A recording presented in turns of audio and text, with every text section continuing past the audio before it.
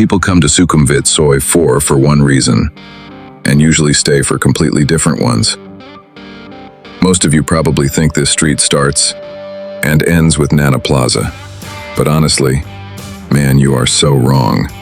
Because Soi 4 becomes much more interesting once you move beyond it.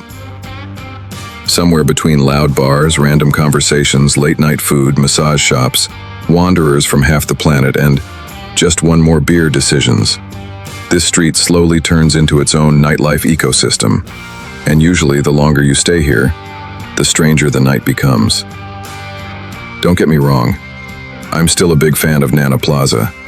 But after enough nights on Soi 4, curiosity naturally starts pulling you further down the street. So tonight, let's see what really happens beyond Nana Plaza. Now let's get one thing straight immediately. Nana Plaza is absolutely the flagship of Soi 4. Every nightlife enthusiast knows this place. But honestly, Sukhumvit Soi 4 is much more than just Nana. In fact, this entire street works like a complete nightlife ecosystem. And that's exactly why Soi 4 became iconic.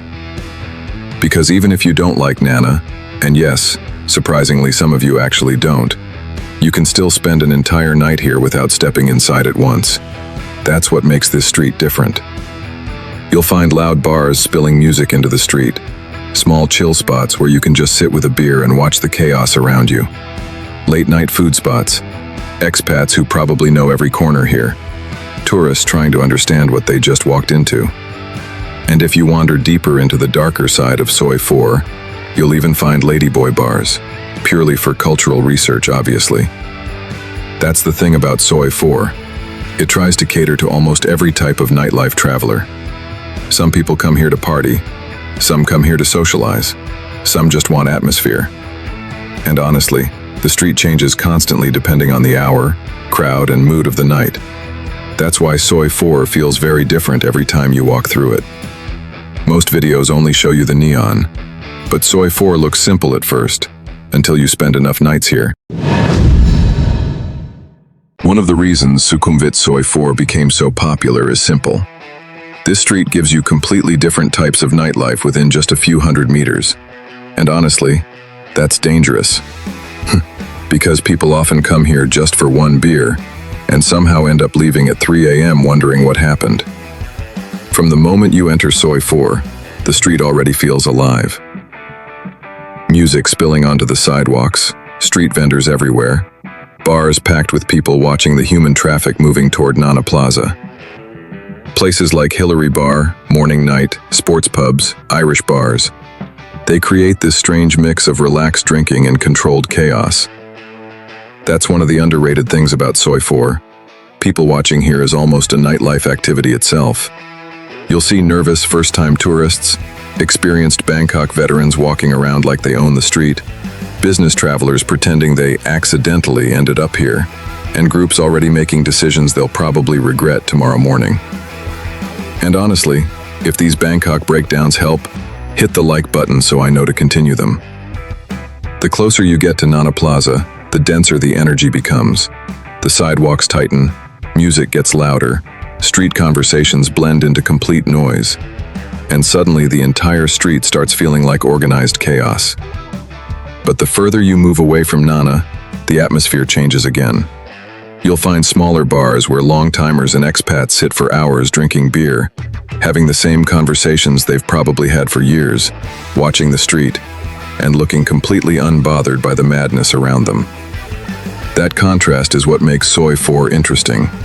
Some people come here for chaos. Others come here to disappear quietly into one small corner bar for the entire night. And honestly, people here are usually not chasing luxury cocktail experiences. They want atmosphere, conversations, interaction. That's really the currency of Soi 4. One beer, one more stop, another conversation, suddenly midnight. And somehow, without even realizing it, you stop walking through Soi 4 and start becoming part of it. One thing a lot of people don't realize about Sukhumvit Soi 4 is that food here is part of the nightlife ecosystem itself. People come here not only to party, but also to fuel up before the night, recover after it, or just sit down for a while and watch the street chaos happen around them. And Soi 4 gives plenty of options for that. You've got small street carts selling grilled meat skewers, fried snacks, noodles, kebabs, basically late-night survival food for people who either just started the night or probably should have gone home already. Then you have places like Hooters Bangkok, which is still one of the best people-watching spots on the street. Honestly, I probably spent countless hours there watching the flow of Soi 4, chatting with waitresses, and observing the entire nightlife chaos slowly unfold in front of me. Good food, cold beer, perfect view over the human traffic moving toward Nana Plaza. Then there's the Mani Bar and Grill, with a slightly more modern crowd and atmosphere, and spots like Checkers British Pub that still carry that classic old-school Soi 4 expat energy. And that's what makes the food scene here interesting. It's not separate from the nightlife. It's part of how the street functions. Because after a few drinks, a quick meal, and one more beer, most people on Soi 4 are usually not going home yet. Another thing you'll notice very quickly on Sukhumvit Soi 4 is how many massage shops operate here. And honestly, they fit naturally into the whole nightlife ecosystem of the street.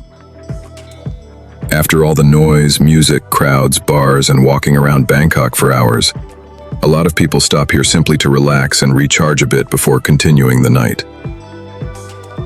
You'll find everything from simple foot massage places to more modern massage spots. And that's one of the interesting contrasts of Soi 4. Outside, loud nightlife energy. Inside, quiet rooms, soft music, tourists sitting in massage chairs recovering from Bangkok nightlife decisions. Some people stop for 20 minutes.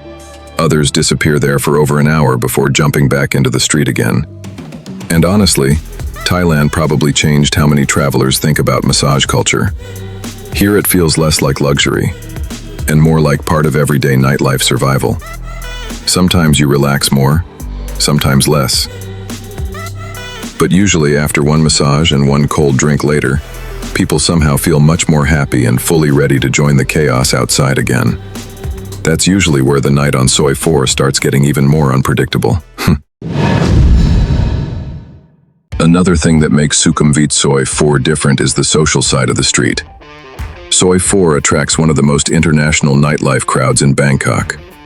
Tourists, expats, solo travelers, nightlife regulars, people visiting Bangkok for the first time, and people who clearly never really left. And that creates a very social atmosphere around the bars. You'll see strangers starting conversations, groups mixing together, or people moving from one venue to another together after only knowing each other for 20 minutes. Thai, European, African, Middle Eastern, South American, pretty much every part of the world crosses through Soi 4 at some point. You can start the night completely alone here, and 2 bars later suddenly end up sitting with people from 3 different continents. But at the same time, street awareness matters. Places like Soi 4 naturally attract opportunists too. Over-friendly strangers, random special deals, confidence scams, people trying a bit too hard to become your best friend after 30 seconds. Nothing unusual for major nightlife areas. You just need common sense and basic awareness. This is also why the lazy Nomad telegram exists. Places change fast. One venue gets busy, another disappears. One scam starts trending for 2 weeks and suddenly vanishes again. People inside share updated maps, hidden spots, warnings, and real observations from across Southeast Asia almost daily. And usually after midnight, Soi 4 starts becoming a very different street. So after all of this, does Sukhumvit Soi 4 actually deliver? Honestly, that depends on what kind of nightlife experience you're looking for. If you want polished, luxury nightlife or exclusive clubs, Soi 4 is probably not the best choice. But if you enjoy raw nightlife energy, random social encounters, people watching, street culture, and nights that rarely go exactly according to plan, like I do, then Soi 4 becomes very hard to forget. Compared to Soi Cowboy, it feels less compact and more unpredictable. Compared to Pat Pong, it usually feels more socially active. And compared to Walking Street Pattaya, Pattaya still operates on a completely different scale of chaos. Some people will walk through this street once and never come back. Others somehow end up returning every single trip to Bangkok. And honestly, that's probably why people keep coming back here. Not because Soi 4 is perfect, but because every night here feels slightly unpredictable. If you enjoyed this breakdown, hit like, subscribe, and let me know in the comments which Bangkok nightlife area has the best atmosphere. And if you want deeper nightlife maps, hidden spots, updates, and nightlife warnings, the Lazy Nomad Telegram is below. Thanks for tagging along with Lazy Nomad.